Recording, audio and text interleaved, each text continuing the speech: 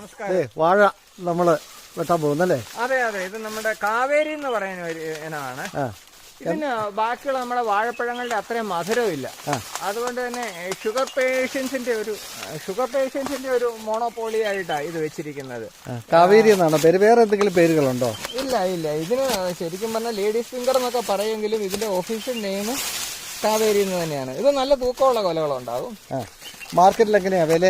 മാർക്കറ്റിൽ ഒരു അക്സെപ്റ്റൻസ് ഒന്നും ഇല്ല ഇത്. കാരണം വെച്ചാൽ ഇത് വീട്ടാവശ്യങ്ങൾക്ക് വേണ്ടിയിട്ട് മാത്രം, പ്രത്യേകിച്ചും ഡയബറ്റിക് പേഷ്യൻസ് ഏറ്റവും കൂടുതൽ യൂസ് ചെയ്യാൻ പറ്റിയായിരുന്നു. കാരണം ഇതിന് മധുരം കുറവാണ്, ബാക്കിയുള്ളതിന് ഷുഗർ കണ്ടന്റ് ഭയങ്കര കുറവായിരുന്നു. ഓ ശരി ശരി ശരി. പക്ഷെ ഇത് നല്ല ഭംഗിയാണ് കാണാനായിട്ട്. പഴുത്തൊക്കെ വന്നു കഴിയുമ്പോൾ ഒന്നിച്ച് പഴുക്കും,